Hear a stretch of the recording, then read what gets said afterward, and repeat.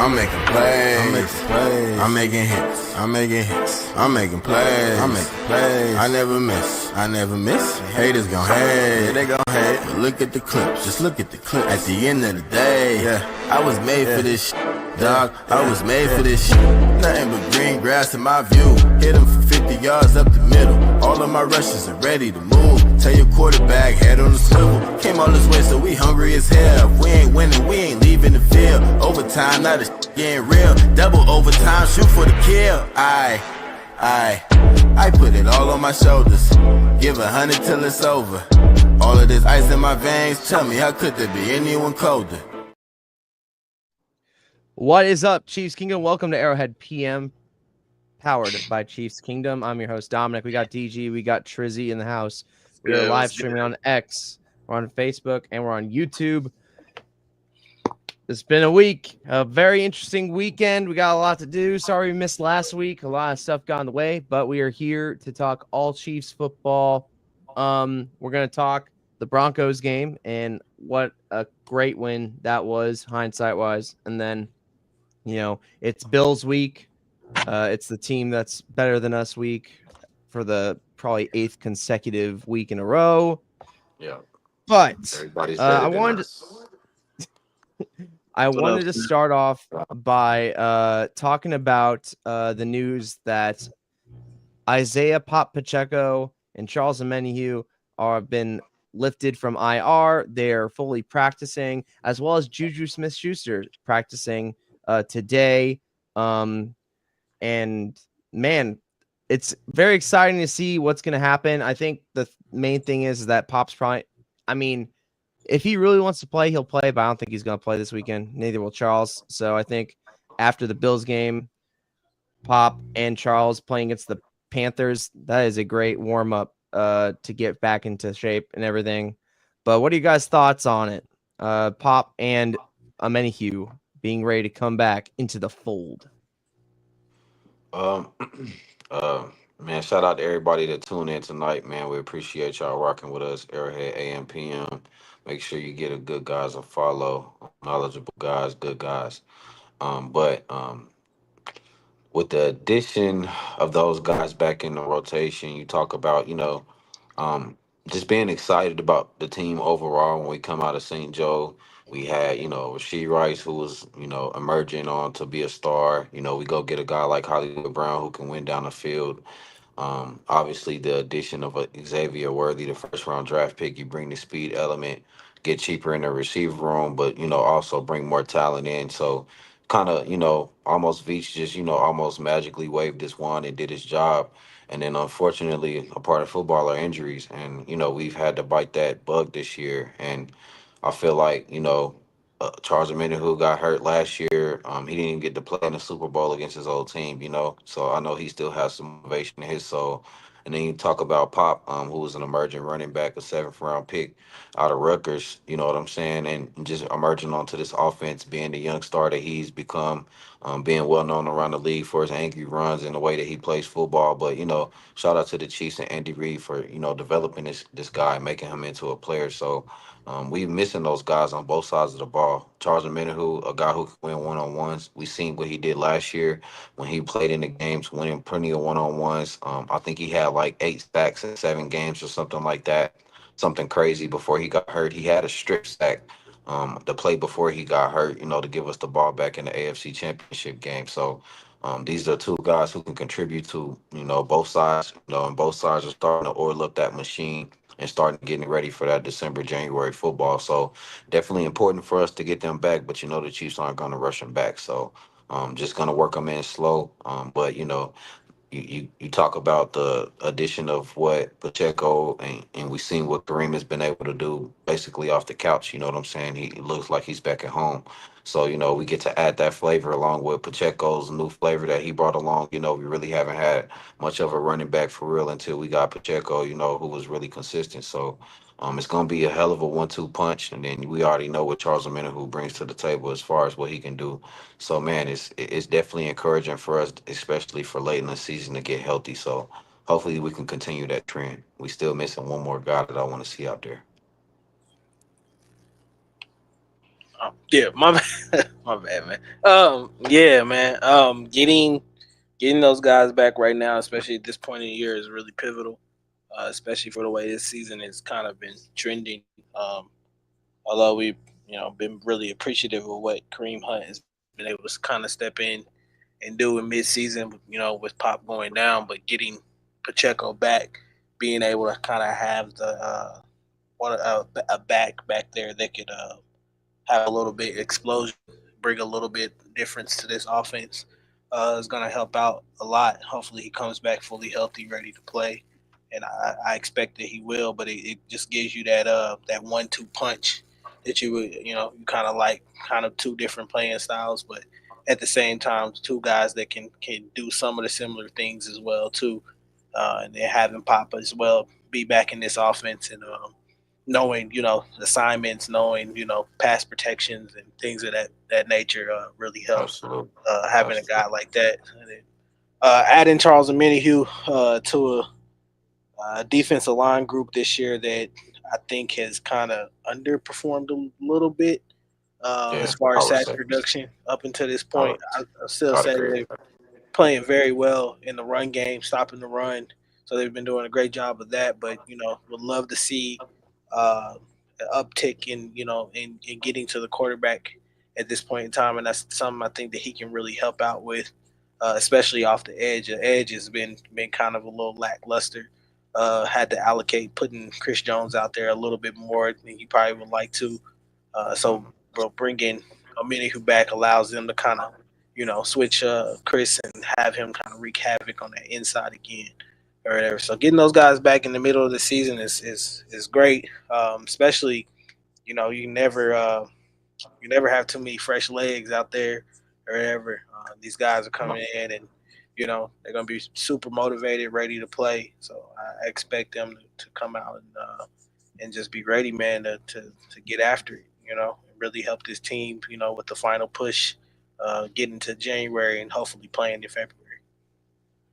Yeah, I'm really absolutely. excited to see what they bring, especially I think the most salivating thing I'm really excited for is the Pop and Hunt combination and how much it's going to be great. I know there's talk about, well, how are we going to deal with the running back situation? I think it's going to mainly be Pacheco, Hunt, and P Ryan uh put Steele at fullback, and then I don't think CEH is going to touch the field. I think he's going to just be a presence for the locker room, but in terms of being able to play meaningful football, especially if you watch the Pivot podcast and the episode with him, which was very enlightening. I definitely recommend people that don't know the kind of stuff that he was dealing with his PTSD. It's very enlightening to see his side and the kind of stuff that he was going through. I think he's just going to be a motivational piece for the offense and for the team on the sidelines, and to make sure that this three-peat isn't going to be happening. And it's looking great because we are 9-0. It might have looked like we were 8-1, but it took a very special team to make a very special play. Man, I gotta be honest, that was a very it's like I was I gonna get was to that, Sam. I was gonna get to that. yeah. For my thoughts of the game, was it the best Mahomes game? No. What did he cause any turnovers? No. So there's like positives there and everything, right? And our run game wasn't as effective this week against the Broncos. The Broncos are a good defense, and um, at any point was I like worried that we were going to lose? Honestly, after that third down conversion they made to Sutton against McDuffie, I was a little worried. I was very worried. I was like, okay, we're 8-1. But then, as we're going to analyze soon, and probably Trizzy will bring up a huge play. I don't think I've ever seen this in football where it's like a walk-off blocked kick. I There probably has been, but I have never seen it. And that was one of the most electric plays all year. People thinking, oh, we're bailed out, all this stuff. I don't know how an amazing play can bail out a team when it's the team that makes the play. It's not, if it was a wide right, okay, bail out. I get it. If it was just, really bad kick, I get it. But we made the play. And that's why what makes this team different from probably any other Chiefs team I know, because not everything's clicking, but we are the greatest situational team that I've ever seen in a Chiefs uniform. We are great situationally. We make plays happen. And man, it's just really, I can't even put into words how incredible this team is, even when it seems like the world just everything isn't going right. We still make the situational moments matter. So back to you, Trizzy, because I know you want to talk about this for sure. Yeah, I mean, you made some great points. And I seen Sam's comment about, we didn't get to talk much about Josh and, bringing him in and who back. We obviously seen what FAU's been able to do as well. I seen I feel like that, once that crowd gets kind of hype about FAU and he was a first round draft pick and what is he gonna do? Turn on the film the last 3 weeks. Go watch him. He's getting better. But I guess 100%. I guess that doesn't matter. Then you talk about Josh, another defensive end who's gonna cause some trouble once he get his feet wet under the SPAC system. He start working with Joe Cullen and those guys and start getting his feet wet and getting to that pass rush he like to get to. Then we get him in who back. George Kalathis already balling. We know what Chris Jones doing. Trayshawn Wharton doing. So, whatever. But my thoughts about the game, just in particular, you talk about situational football.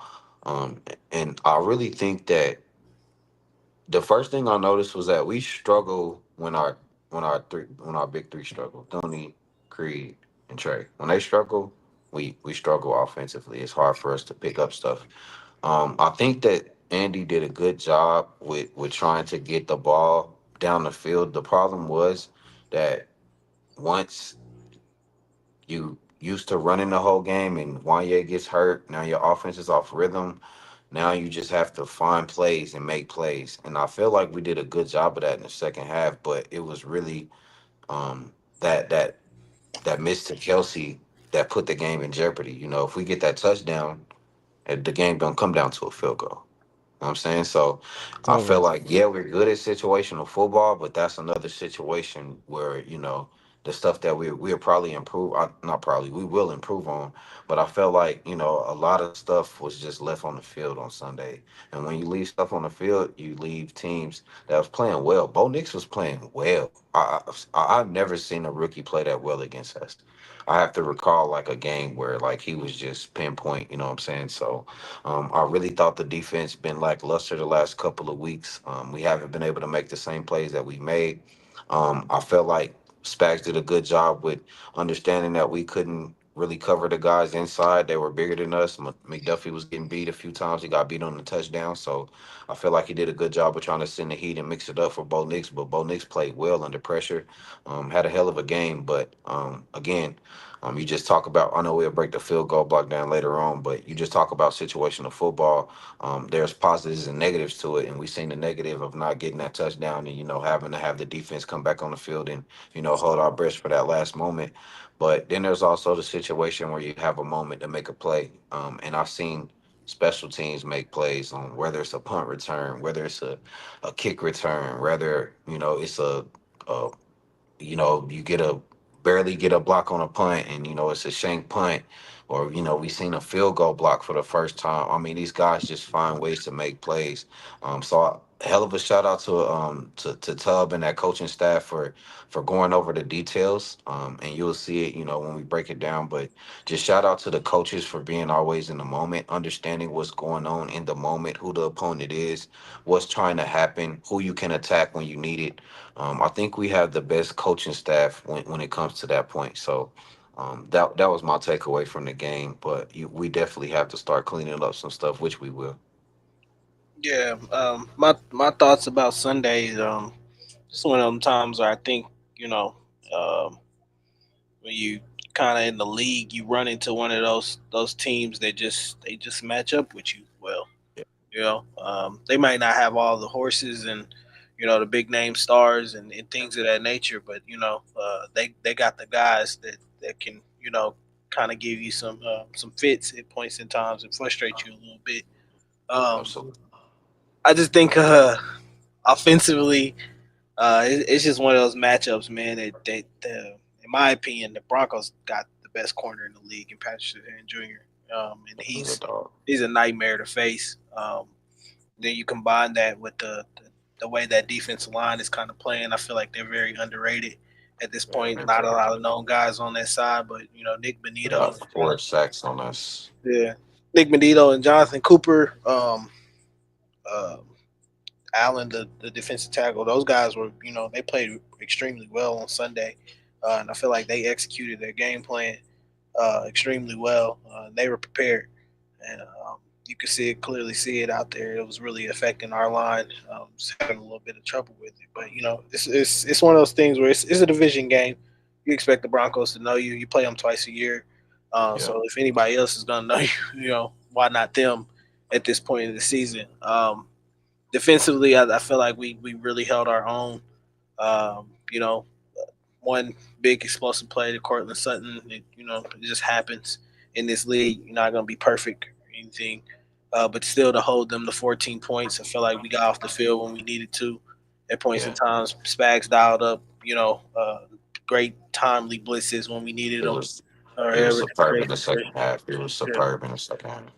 And yeah, man, we just kind of hung in there until the game really needed to be won, and then it's what I've been kind of saying all this week. The Chiefs are one of those teams you got to play them to the last play. You want to beat them, you got to play them to the last play, to that last kneel down, to wherever. That's how you take out championship teams. And unfortunately, in this instant, the Broncos didn't execute until the last play. And it happens. But shout out to our coaching staff. Shout out to Dave Tobe and all those guys, Steve Spagnuolo, for having those guys ready for that moment. That's something that they saw on film that they felt like they could exploit. They tested it out throughout the game, and then when it was time to make the big crucial play, they went out there and Leo Chanel gets the block and Chiefs get a dub. So Hell this is of the a reason fucking why player. uh, Hell of a player. the Chiefs win championships. They look at the small minor details. They take all that into consideration, and it's kind of what I said the other night. This if you ever go to St. Joe's, this is the kind of stuff you see them work on in St. Joe's. This is why they go up there. This is why Andy Reid continues to keep that tradition. It gets you up there mentally prepared for the long grind of the season, knowing that it's not only tough physically, but it's going to be tough mentally on you as well too, and you have to be prepared for every moment. So yeah, man, shout out to Andy and his staff. I feel like that game on Sunday was won because of coaching. Is absolutely, and you know what? We hit it off the rip. Like we had Worthy for a touchdown to open the game. We had Worthy on another touchdown back. Pat just missed, but it was just one of those situations. Where we leaving food on the table. That's not gonna happen too often. Once these guys get their feet under themselves, it's really gonna be dangerous. But again, just I feel like the big, the big three, Andy. Um, Spags and Tub, those guys and their assistants, they do a hell of a job, and it's just they're affecting games week in and week out, finding weaknesses and different ways to attack. So again, just echoing what you guys said, hell of a coaching staff, man. That's what's the difference in the game. Yeah, just when you think that it's over, the Chiefs continue to surprise you. Um, and I think what would be a good transition is to talk about maybe the left tackle situation.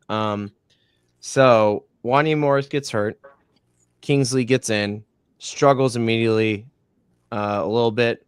I didn't think he played terribly. I think if Carson Steele knows how to chip and knows his assignment, it wouldn't be as bad, but he did struggle. Um, there's talks about Donovan Smith getting a call, and even Donovan Smith has kind of alluded to it. But does that really solve the issue? I'm going to do a mini rant before you guys say your thing because I really feel strong about this specific opinion. Um, everyone knows that we're trying to do the three-peat. and I understand that. Like the three-peat's historical. It's no one's ever done it. I know, Green Bay technically did it, but didn't have the Super Bowl moniker, right? Yeah. So we are trying to attain something that would cement us even higher than what we've already done. I get that. However, I think the biggest problem that this Chiefs team did when it came to coaching was giving up on Kingsley after one bad game. And it really pissed me off because I know during training camp, Wanye was hurt, right? So Kingsley did a lot of the first team reps, like in and out hurt. But you have one good game against the Ravens. Was it perfect? No, but it showed just the ability that he brings to this offense.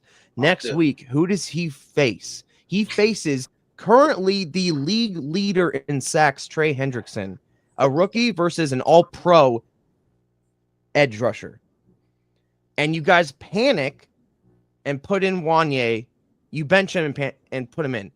And you're like, okay, maybe Kingsley gets the shout next week. Maybe he's going to start against the Falcons. No, we're going to put Wanye in. And I think that was an error because I get it. Like, other teams can just throw their rookies in and just have them play because there's not as much expectations as going for a three-peat, right? And now there's the expectation of, oh my gosh, we could three-peat and we could be 17-0. Like, there's all this stuff getting into their mind about this, and I think it's hurting the development of certain players. And I know I don't want to mention the guy. I'll say his number, 24. Kind of similar thing happened to him when it comes to confidence. Do I think that ruins the player for the future? I don't know. But I will say this. I feel like if we don't give up on Kingsley, he knows what to do in those situations. All right? I know for a fact he'd be better at those situations if we just didn't drop him. So I think we stick with our guys. If it's Wanye or Kingsley, I don't care. But I think a big misstep is benching Kingsley, a guy that was our second pick in the draft, that had a first-round grade, that had a lot of high expectations, and lived up to him for a week. And then the next week, we're like, okay, no more. And it's not like Wanye has been amazing. I don't give a shit about your PFF grade. All right? That does not show me that you're killing it. PFF grades do not mean shit to me. All right? So I really want Kingsley to start against the Bills, but I know he's probably not. And that's all I'm going to say. You guys have your opinion. And also, I don't want Donovan Smith. That's it. Yeah, I don't want Donovan Smith, but I'll give you a little pushback on that end of it. I mean, given the confidence in Kingsley coming out of training camp, where he looked well and we, thought we could plug a guy in. We like his athleticism. I think he has good size. He may be a little undersized, really not really your ideal left tackle, but the tape was impressive out of BYU. So that's why you go up and try to make sure a guy like that's on the board. You grab him automatically. The Chiefs did that. Had a good training camp. So when you're in the situation that we're in, like you mentioned, you started off with how the Chiefs are going for the 3P and everything. And this is, that's the sole whole point about it was that, maybe you don't give up on a guy like that early, but in the same breath, are you willing to sacrifice your record going into regular season to whereas we seen, even though we know Kingsley can do better than what he's doing right now, from an Eagle's eye, it's not good. And if that translates to teams being able to game plan around that kills your offense automatically if you don't have a left tackle. You know what I'm saying? Or if you can't scheme around blocking him or getting him in. So every week you're really having to protect your left tackle. You're not attacking defenses doing that. You know what I'm saying? You're not going to be able to really put your flavor on the play calling and stuff like that. I know Andy's a savant, but Andy wants to push the ball down the field. Pat wants to push the ball down the field. That's why we went out and made the receiver room what it is right now. So 100%. if Morris can come in, Wanye can come in and play better, which he has. the injury doesn't look good, but um, he's a warrior, so he keeps coming back in and trying to work himself out. Hopefully we can get him healthy. I would have loved for them to stick with Kingsley if it was a situation where we're trying to secure the 1 seed. I feel like that's our best way to a three-peat, having that first round bye. We maybe get Hollywood back sometime. How big would that be for Hollywood if he can sneak back into a 21-day window practice, get a game under his belt, boom, and then we shift to that bye, get him worked in as much as we can. We got D Hop. We've seen what he's able to do with the offense and be able to change up that. So you're just risking a lot when you banking on a guy like Kingsley based on the tape.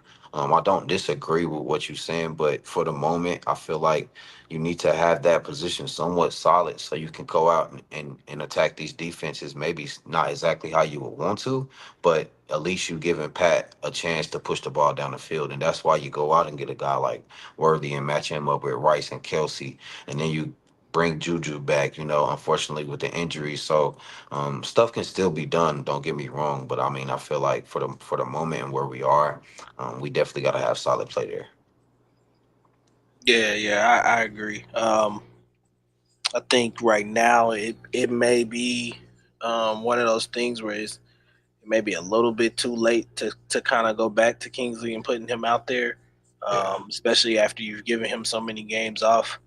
Um, I think it kind of did affect his confidence a little bit. You can see him when he got put into the lineup out there. He's a little bit overthinking.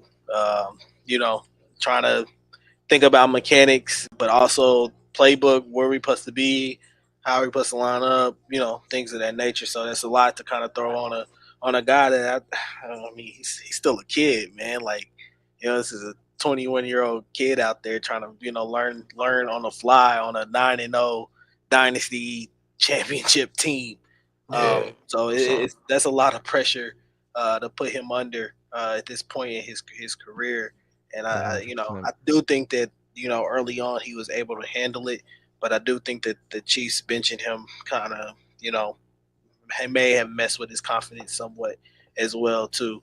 Um, Although I do think he has the ability to recover and be able to be a great player in this league.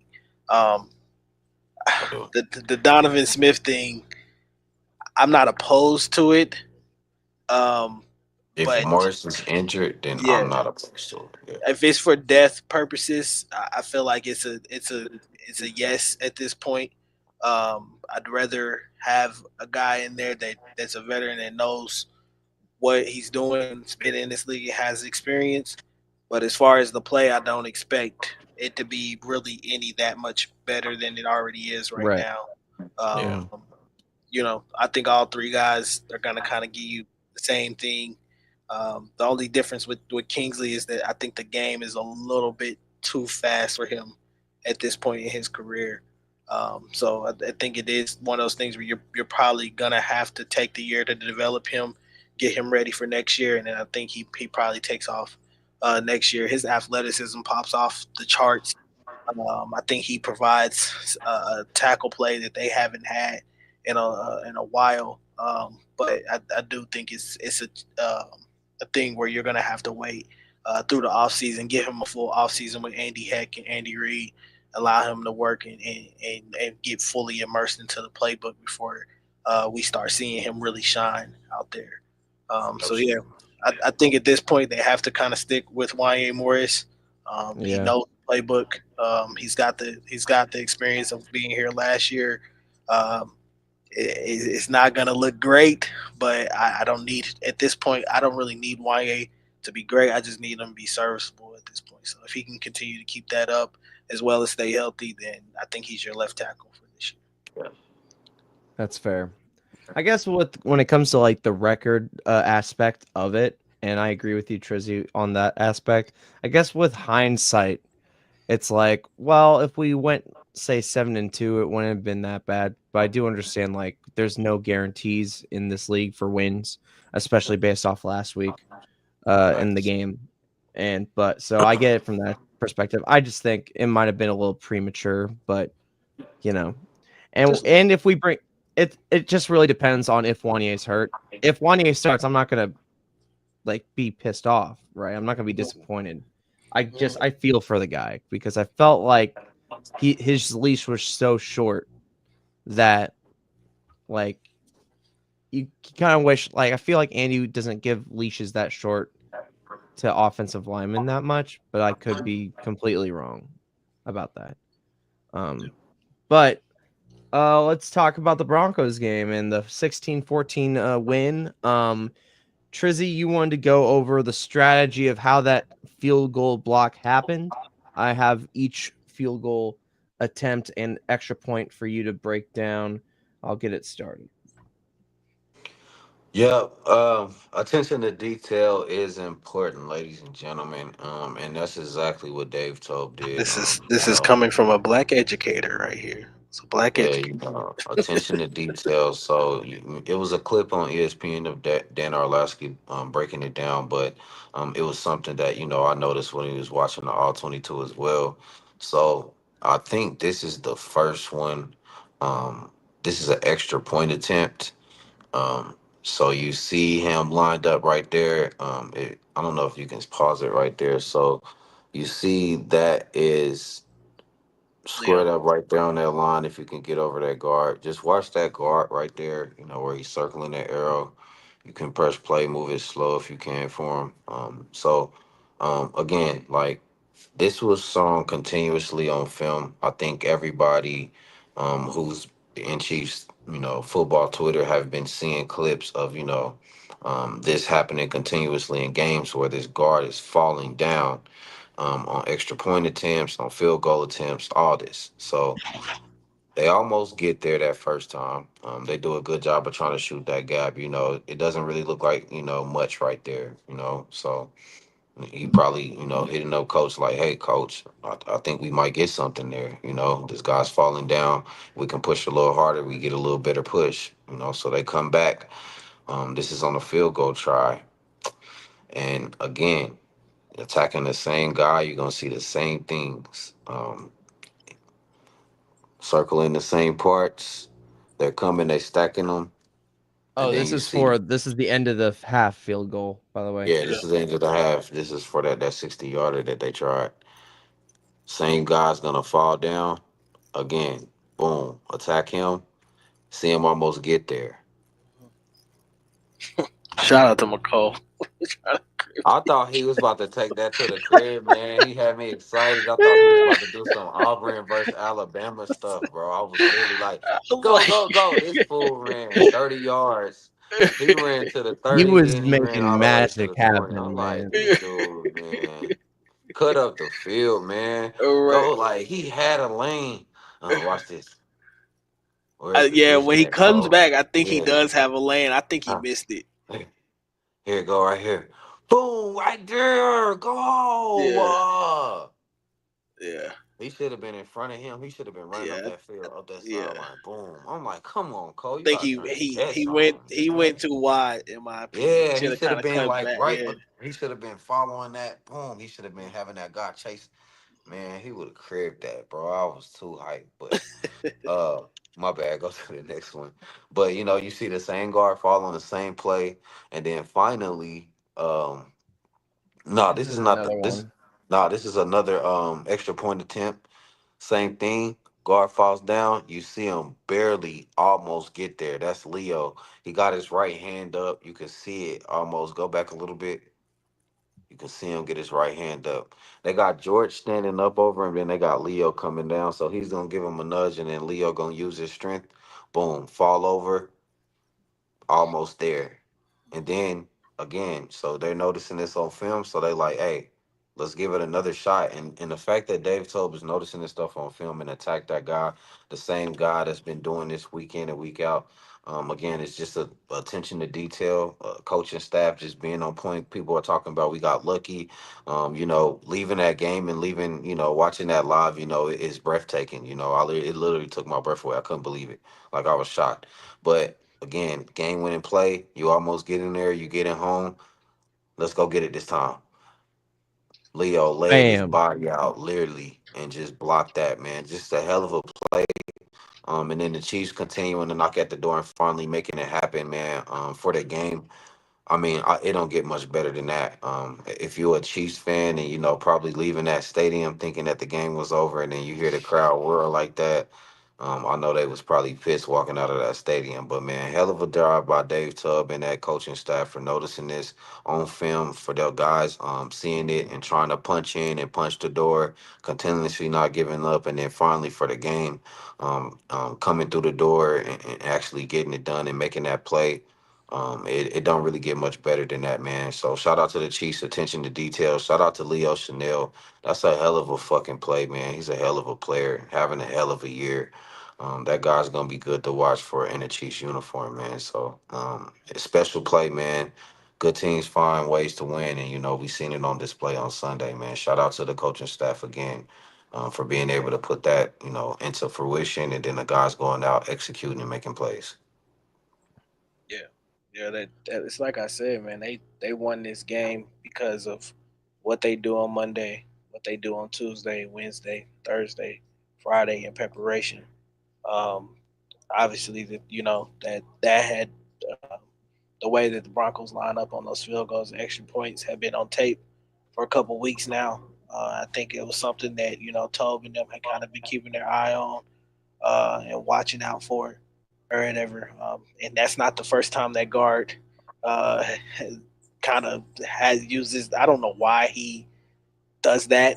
I don't know why that's his leverage. Or he's just trash at leverage or whatever, blocking or whatever. But obviously, it was a habit for him on tape. Something that they felt like that they could exploit, and a lot of other teams I think tried to exploit it as well for the Broncos too. Um, I would assume that he would probably be taken off the field goal unit at some point this year. Yeah.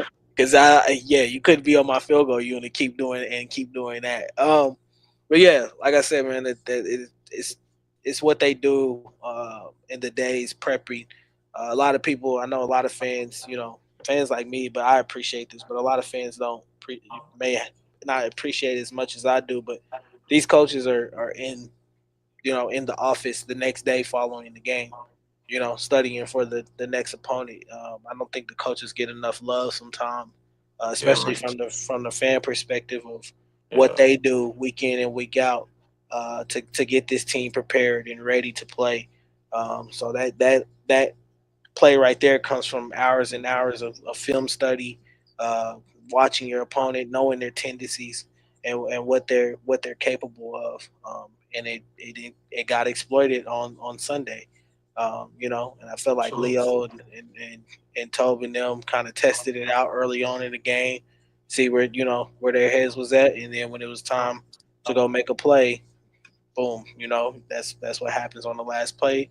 And I'm telling you, it's the reason why the Chiefs win Super Bowls at this point in their time in their tenure. So yeah, man. Shout out to, like I keep saying, shout out to Dato. Shout out to the special teams unit. All those guys on that special George Karloftis, uh, Mike Dana, on that Yeah. play, Justin Reed, all those guys on that field goal blocking unit for going, playing into the last play and giving every ounce of effort they can to try to get a win. Yeah. Love it. 100%. So we were talking about it a little bit earlier. Mahomes, I think, played well. He had a touchdown. Was 28 to 42 for 260 ish. Touchdown to Kelsey. Shout out to Kelsey being tied with Tony for most touchdowns in Chiefs history. I don't think that record's going to be tied for much longer. We might talk Talking about that a little about bit. it. I ain't saying nothing, Okay. But shout out to Kelsey and Mahomes. That connection's really special. But we were talking about some missed throws here and there. The one I think that DG wanted to go over, I'm about to bring up, is the big pass to Worthy. I'm going to bring it up right now. Why don't you talk about that a little bit, DG? If I pull it up. Yeah, I think this play is this is a combination of some elements that just kind of work against you. Um, I think that the chemistry between Pat and Xavier is still kind of trying to be ironed out at this point. There have been times where Pat is kind of, overthrown him at points, and then there's times where Xavier has kind of been a little bit lackluster on his routes, and what exactly he's supposed to do. This point in time, I kind of place a little bit more blame on Pat more than I would say Xavier. I think Xavier kind of does the right thing here as far as getting on top of that DB and stacking him and being able to get out in front of him, and he's got him beat. Um, Yeah, but why is I hate that. Go ahead, bro. but I think for Pat, maybe a little bit of mechanics here as far as how you want to throw the ball, but I also think the wind may have played a little bit of element into it too, kind of pushing this ball out of bounds a little bit. But I would like to see Pat kind of put that more on Xavier's inside shoulder versus his outside shoulder. And I just think it's a misfire. It's kind of one of those throws. I know Pat's gonna look back and he's really gonna want back at this He's point. gonna be pissed looking at that. Yeah, but it happens in this league. Pat's not perfect. We all know that. So he'll make mistakes at points and times too. But I expect them to get this iron out as the season goes on. I think we hit on some of these plays, especially going into the playoffs when games get really crucial. So yeah, Absolutely. Yeah, you hit the hammer on the nose. Not really much to cover on it. Just again, I mean, when Patrick Mahomes is in that pocket, you can tell this is going to Worthy the whole time. I knew it was going to Worthy the whole time, just the way that the play started. So it's a hell of a fucking play call from Andy fucking Reid, yeah, man. Once again, get Pat out the pocket, try to let the screen look fake with the with 42 coming over the middle, and then you get Worthy deep, and then DG just touched on it. It's just a misfire when you're playing like that and you see a guy over the shoulder, you're taught to kind of throw that ball to the outside shoulder. Worthy, again, I don't know why he does this, which is another thing that DG was kind of touching on, but you see him kind of fading towards that sideline. I love him to kind of stay on that line and push him up that field because nobody's there. You don't have to fade it out to the sideline because the safety's not coming over the top for the hit. You beat everybody. You know what I'm saying? It's just you and the ball at that point. So, Pat, again, just let it fly to that inside. But you're taught to throw it to that outside shoulder. So that's what Pat was trying to do. But you don't push that to the sideline, and the way you don't push that to the sideline is Worthy. You got to stay on that boundary where you are. Don't push that line to the sideline and go between the hash marks and make that a window throw. Go ahead and just catch up to the ball. Go ahead and catch it. Let it lay in your hands. It's a mistake by both of them. More of a mistake by Pat because he should have put that ball and made Worthy go run the inside route, but also Worthy kind of fade into the sideline to kind of maybe avoid that hit coming over the top. I think he's be too worried about that sometimes. He just need to get hit one time so he'd be all right. But they'll hit it on it. I've been saying it. I've been tweeting about it. They're gonna get it right. yeah, Yeah, I'm confident, especially since there's still 8 games left in the season. I mean, especially if you talk about Work to last year, do, like man. Work to do. a lot of work to do. And I mean, if you compare last year, these are two completely different teams, but they didn't really find their recipe for success until really like very close to the end of the season where they clicked. So I feel like there is definitely a lot of time for them to work it out. I'm about to bring up the play to Kelsey in the end zone, where this is just, and man, this is just a very bad throw. yeah. I have no. It's I can't hard. It is explain this at hard. all. I don't know how he missed this throw. He just sold it. Yeah, Like there's nothing that's to all break he. down. There's Yeah, nothing really to break down. He just sold he it. sold tickets at the Apollo. Nobody showed Yeah, up. I, I don't know. Yeah, I it's just a don't know. It's definitely gonna be one of those plays. Like I said, 15 looks back at this week and it's probably And really I don't his know how fault. they blow that coverage. I mean, Kelsey just a fucking. I can't believe people was trying to tell me this man was watch what he do to this Oh my safety dog. god! Like Yeah. he just run Look, up on him. You may He have turned his back. Yeah, he made him freeze. And then Kelsey is so good. He knew that he was gonna make him freeze, so he turned his shoulder around and got his head around and knew where the yeah. ball was going supposed to be.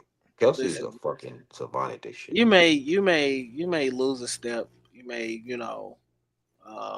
not be able to do some of the things yak wise afterwards that you are at Right. this age. But man, one thing I know Trav can still do is run a route. Run a Um, route. That boy. and know leverage and how to get open. This play, man, is just it's a miss. I don't know how else to really put it. It's a miss. Breaking And I that know down. 15 Yeah. would really want that one back. And then I forget where the other one was, but I remember they were What did in that the red comment zone. say? Oh, I think he said, That's the random Caleb Williams throws I was telling you about, who the heck is throwing that. That's for Trizzy. All Yeah, right, let's that not kid. talk about Caleb Williams. All right, Ooh. that's gonna trigger some people. But I mean, there was also another throw. I can't seem to find it. But there was another throw that D Hop was kind of open. But if you watch the film, there was a lot of pressure from the left tackle side where he couldn't really see oh, D yeah, Hop you talking open, about he where he scrambled was to, basically yeah. like this, and then Mhm. and you know what the craziest part of that play is that D Hop literally had a chance to grab it. It was in his hands too. That's Yeah, how Pat fucking almost good he still is, got man. it to him Yeah, I know. Hey. from the So I other mean, side of the field. Yeah. so it's just like, so this is the second week in a row where Mahomes hasn't thrown a pick, which is positive. This is the second, I think it's the third week in a row where his passer rating is above 90, which is positive compared to what it has been. I mean, I know stats are stats, right? They're not as important. They're only important to people that want to win MVPs and like judge quarterbacks based off that. When you know that Patrick has the literal resume of one of the greatest of all time, right? So there's positive still happening. Is there things that, Pat definitely, and he even said it in the press conference today that if I just need to hit Xavier Worthy, he needs to hit him in stride, right? Mhm. So he Yeah. knows what he needs to do. The left tackle situation does play a factor into it. That I think the main thing that we've learned this week, specifically when you watch film, is that it's not just Mahomes, right? It Yeah. takes a whole unit for that clock to work all the springs and all the dials and all that shit, all of it needs to work perfectly to be executed perfectly. Now you have Mahomes, who, if stuff breaks down, can make amazing plays, like that where when he was about to get sacked, moves out of the way and gets a 30-yard pass to Samaje Perine. He can do that, but if he's basically That getting was eaten up on the that left was side, man, that was a hell of a play. If he doesn't get eaten up, he's gonna make these throws. So it's just an amalgamation of everything going on. And this Bills game, I think we can transition to the Bills game. This is going to be a really tough test. The same week that the Ravens and Steelers are playing is the same week that the Bills and Chiefs are playing. So this is going to be a fantastic week of football. Chargers and But man, Bengals play Sunday night too. for sure, I'm going to pull up the injury report that was posted today. So it's probably going to be hard to see, but I'm going to try to bring it up. But looking okay. I mean, we got Juju back in practice. We got Isaiah and Charles Menahue. Everybody else that's listed that has, the knee, the ankle, Wanye, and everything. Everybody else is full practice, so that's a great sign. But man, you look at this Buffalo Bills injury report, and it's not looking good. Amari Cooper is most likely not going to play.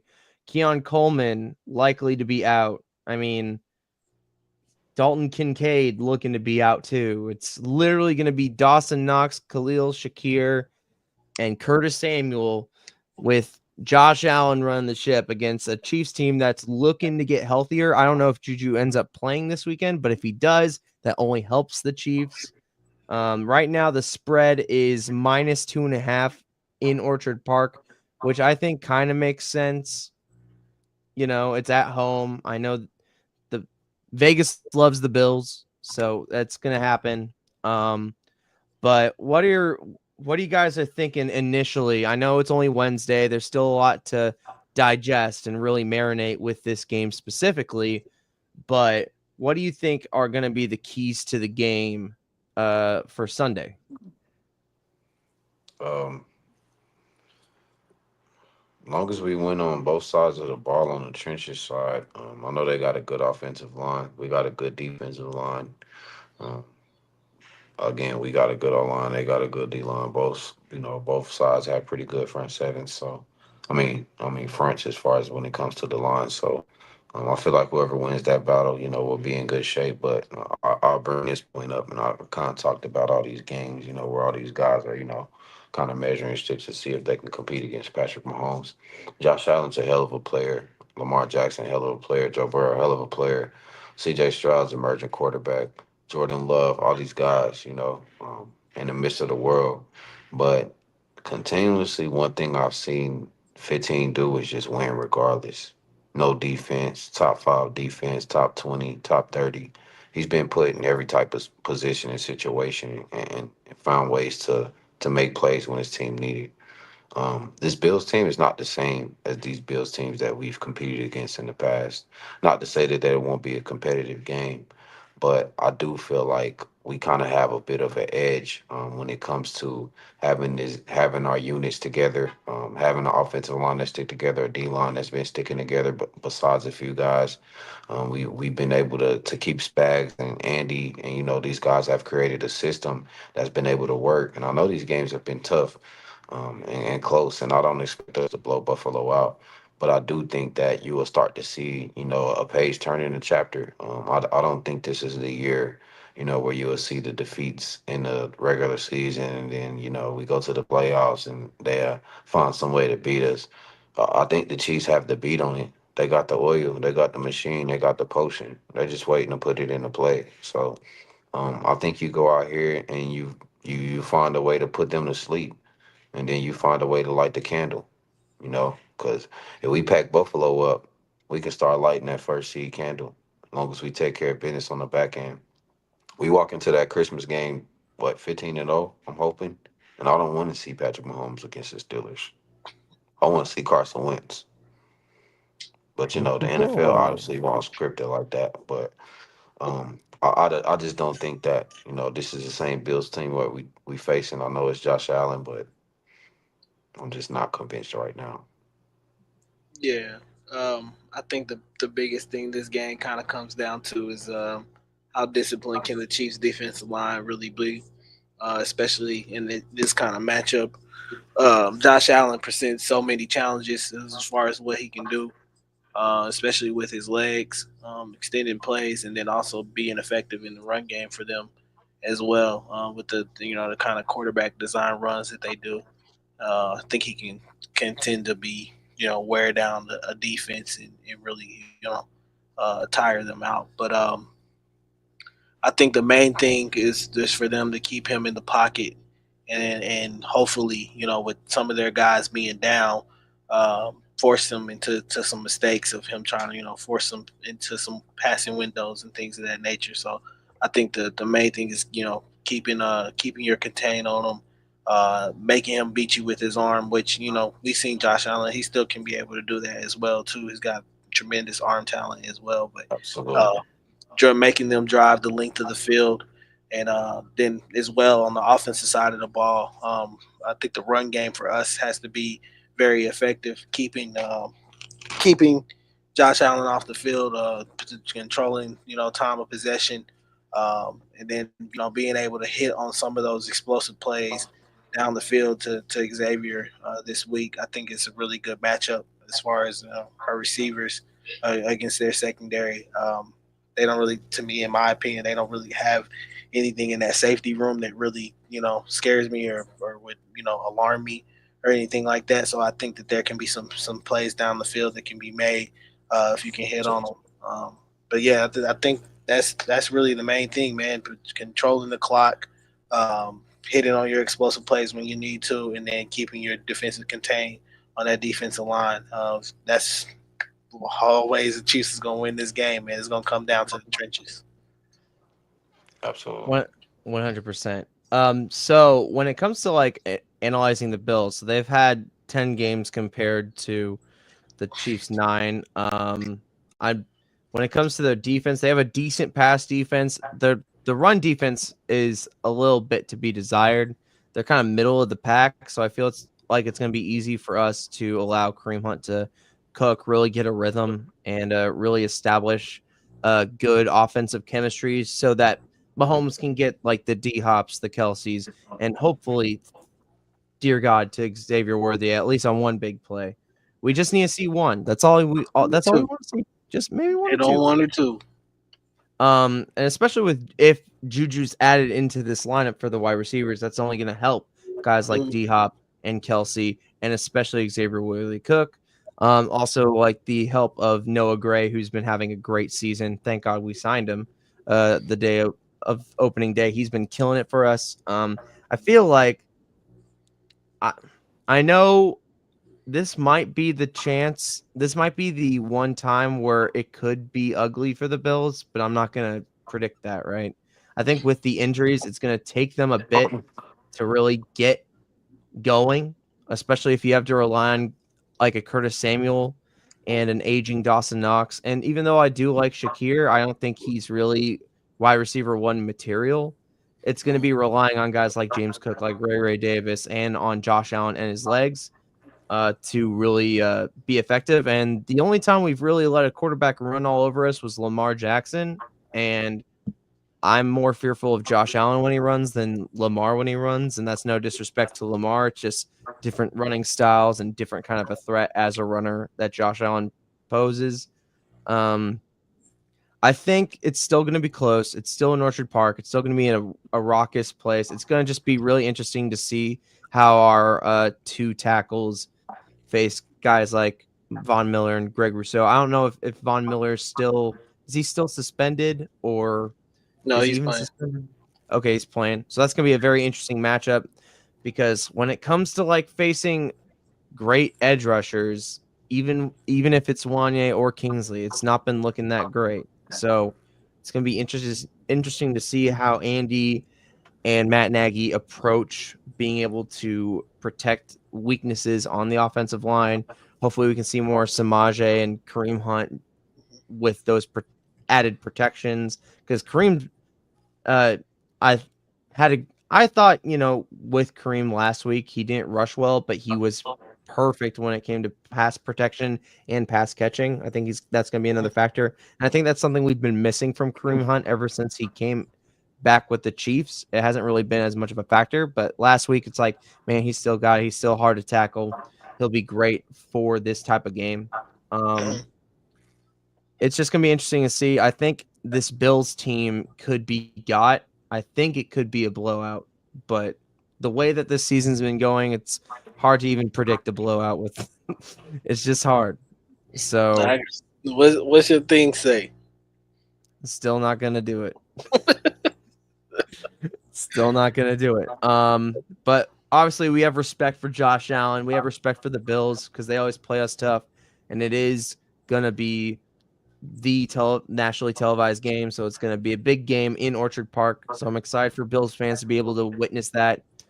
But I still think the Chiefs are going to win, and it's not just me wearing Chiefs rose-colored glasses, right? It's just I'm looking at the Bills' schedule, and the only really good win they have is against the Cardinals, when most people didn't really believe in the Cardinals. Now the Cardinals are playing their style of football. They've won 3 in a row. That opening day, it looked like if there wasn't a pass interference call, the Cardinals might have won. So I just think everybody else has been, the Titans or the Seahawks, who have been up and down, or the Colts that started Joe Flacco. It's just, this is going to be their first real test since the Ravens.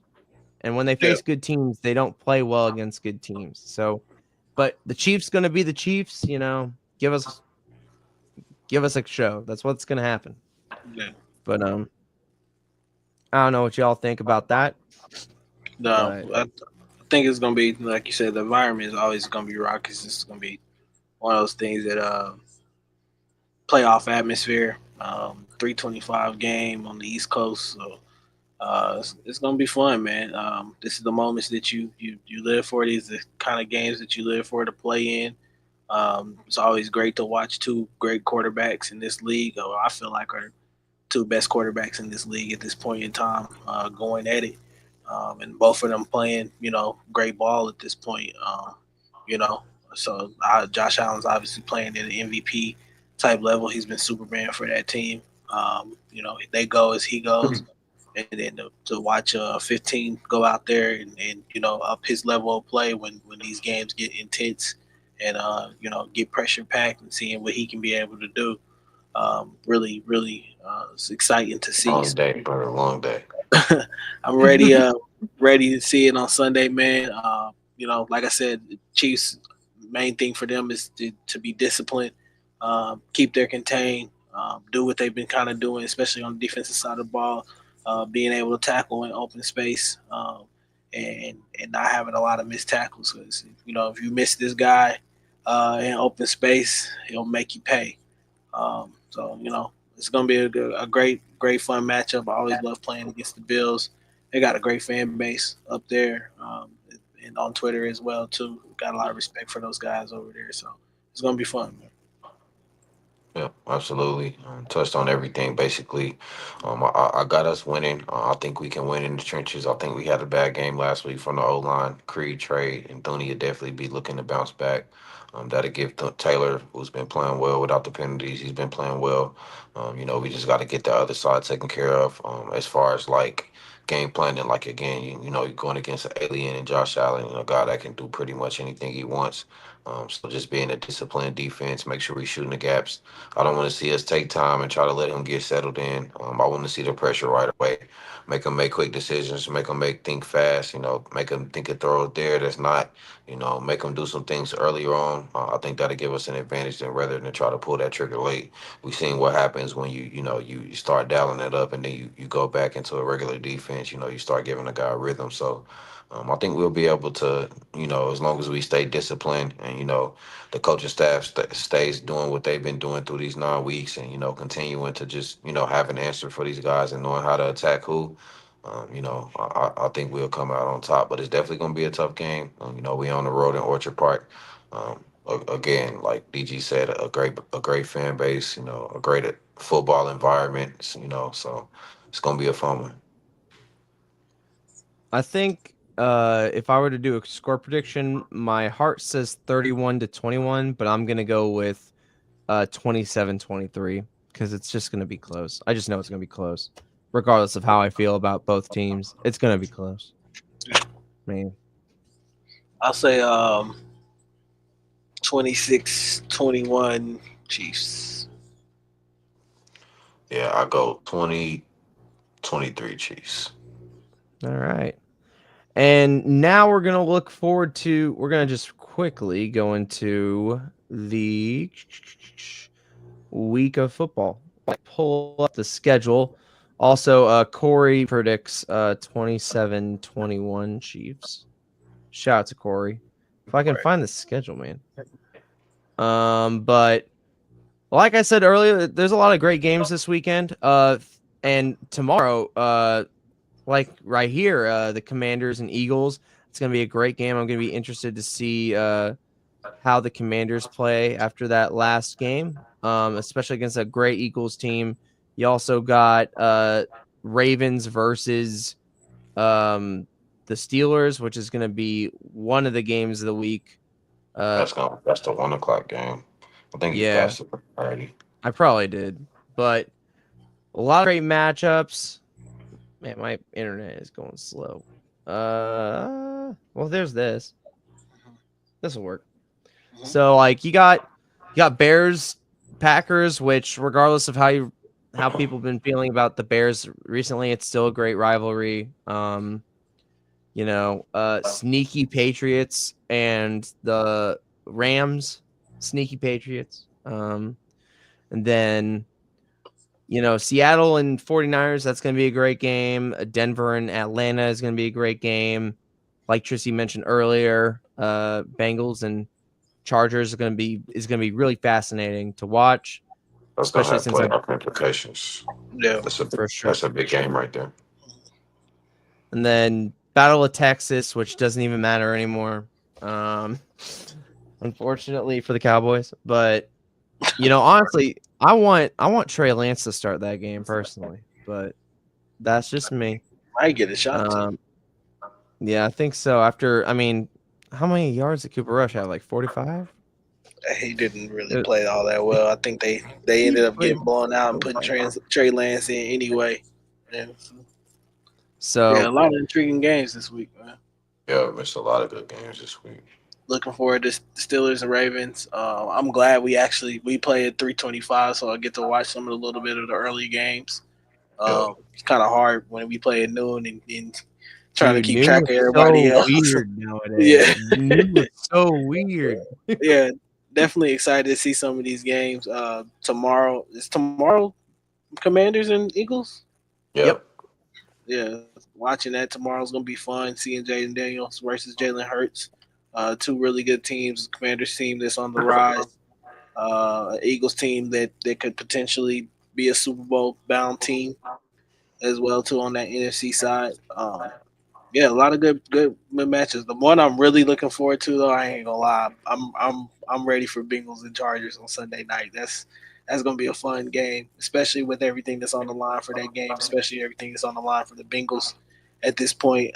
Jim Harbaugh has come to LA and done a phenomenal job of turning around that franchise at this point, getting those guys to play really well, especially really well with little with what they got at this point. So absolutely. Justin Herbert's playing extremely great ball at this point in the year.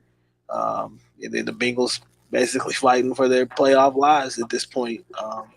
Still trying to stick around and be in the hunt. So it's been fun to see. That last Thursday night game that they played against the Ravens was absolutely electric. Jamar Chase was incredible in that game. Him and Burrow together was incredible. So they're always They had must see. 11 for 264 and three Right. tuds. Yeah, they're always must Shout see out for being TV. on my fantasy team. Right. Yeah. Lucky you. 55 points. It's the 55. Bengals though. I don't like that, Yeah, but it's still don't like them, but at the same time, I as a football fan, yeah, you'll be tuned that in. was crazy to watch. Yeah, Yeah, Jamar Chase is special, man, no doubt. It's gonna be interesting to see, what the big upsets are gonna be that week. It's kind of hard to predict what's gonna happen. I kind of want to lean Steelers over the Ravens because of the Ravens defense specifically, and I don't think the Ravens have faced a defense quite like the Steelers. I know they faced the Broncos, and the Broncos have a good defense, and they torched them, but this is Look, man, the Commanders. Look, man, I like Russell Wilson, man, but um, I mean, the Ravens been horrible pass defense, so I'm not just gonna say that they should have it in the rack. I think it's gonna be a good game. I could see the Steelers winning. I could see the Ravens winning. Either way, either one of them is getting dunked on in January, so it don't really matter who wins to me. That's valid. That's valid. Well, I think we are at the very end of the episode. Guys, thank you so much for tuning into the live stream. You can get this episode on Spotify, Apple Podcasts the next day if you want, or you can rewatch this on YouTube. Check us out. Follow us on X/Twitter. Don't know if we're getting a Blue Sky account. Who knows these days? Shout out to DG at _keep prolific. Shout out to Trizzy. Be the name. I keep forgetting your name. Also, shout out to Ethan and Corey and Ross for helping us throughout this entire time. Check us out on Arrowhead AM on Mondays and Wednesdays, or whenever Ross decides to open a space randomly, because that's what he does. breaking news. We do pre-games, so pre-game, post-game. For sure. Yep, But any last words, Trizzy? nah, man. Chiefs fans, don't be alarmed. Sunday night, I mean, a Sunday evening game with the world watching. Pat gonna put on a show. This is not the same Buffalo team. Josh Allen is gonna be hard to deal with. We'll put a cap in the second half. We'll find a way to win. We better. Because if we wrap this up, baby, why don't you just go ahead and start buying those, those first seed tickets to that first playoff game, that divisional game. That's what I'm All expecting. right. Hell yeah, man. Well, guys, thanks so much for listening. Check in as the weeks go on, and have a great I'm fucking this up. Have a great Sunday and everything. Have a great week, guys. Just say have a good Sunday. Cheers. I put it all on my shoulders. Give 100 till it's over. I told you.